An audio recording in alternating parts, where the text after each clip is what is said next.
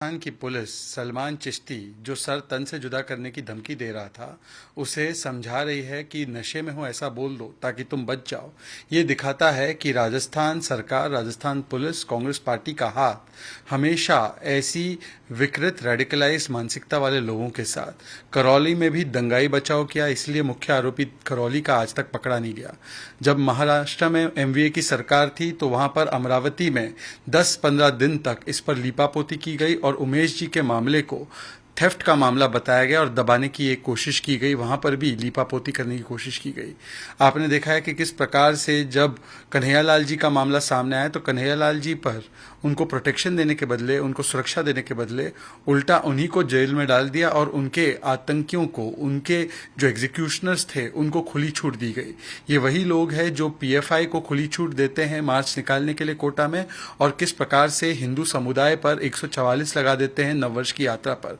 तो तुष्टीकरण की राजनीति में इस प्रकार से राजस्थान सरकार और राजस्थान पुलिस लीन हो चुकी है कि आज एक अपराधी को बचाने के लिए खुद राजस्थान पुलिस, जो कि अशोक गहलोत जी के तहत आती है, वो खुलेआम सरेआम कैमरे पर उनको ट्यूशन दे रही है, ट्यूटरिंग कर रही है। ये दिखाता है कि राजस्थान सरकार, कांग्रेस पार्टी का हाथ हमेशा ऐसे रेडिकलाइज्ड एलिमेंट्स के साथ।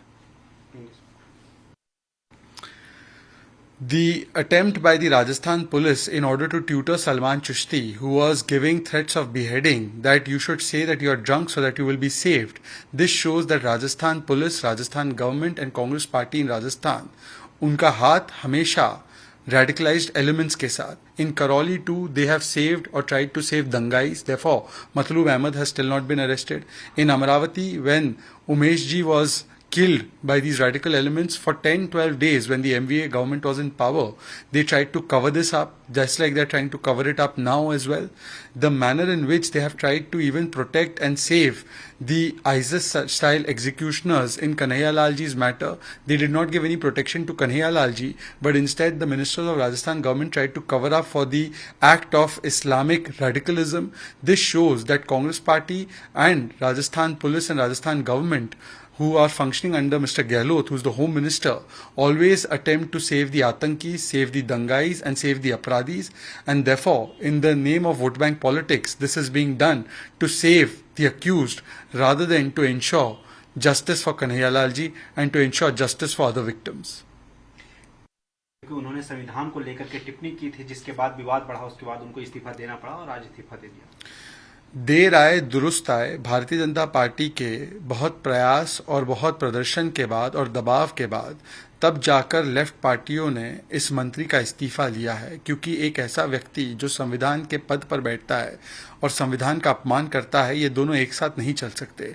पर आज सवाल ये है कि क्या पिनरई विजयन जी, मुख्यमंत्री जो केरल के हैं, वो इन पर केवल ऐसी कार्रवाई करेंगे, सिर्फ इस्तीफा लेकर छोड़ देंगे, या अपमान किया है जो उन्होंने संविधान का, जो कि prevention of national honour act के तहत भी अपराध बनता है, और जो उन्होंने अपमान किया है बाबा साहेब आम्बेडकर का, उनके ऊपर और भी कानूनी और दूसरी कार्रवाई की जाएगी या नहीं की जाएगी, ये सवाल बनता है। तो आज उन्होंने दबाव में आकर एक तो कार्रवाई की है, परंतु पूरी कार्रवाई क्यों नहीं की, और क्यों अब भी ऐसे लोगों को बचाया जा रहा है। और लेफ्ट पार्टीज में तो आमतौर पर संविधान का विरोध करने वाले, जो आर्मी का विरोध करने वाले, भारत की अलग अलग संस्थाओं का विरोध करने वाले, ऐसे कई लोग हैं जो बार बार एक व्यक्ति के विरोध में, देश विरोध में खड़े हो जाते हैं। तो क्या ये मानसिकता के खिलाफ भी कार्रवाई करेगी लेफ्ट पार्टीज, ये भी सवाल है।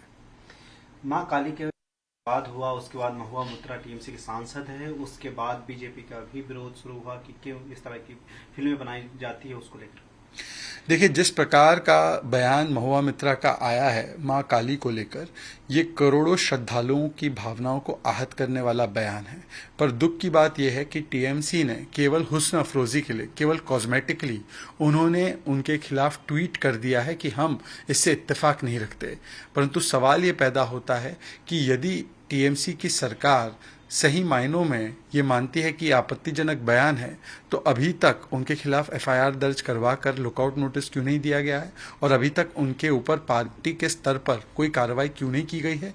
इसका मतलब टीएमसी का महुआ मित्रा के लिए अभी भी ममता जारी है, और इसीलिए वो केवल ट्वीट करके अपने आप को पल्ला झाड़ने की कोशिश कर रहे हैं, परंतु अभी तक कोई कार्रवाई नहीं की है। दूसरे मामलों में तो 3-3, 4-4 लुकआउट नोटिसेस, 3-3, 4-4 एफआईआर पुलिस की टीम अलग अलग प्रदेशों में चली जाती है।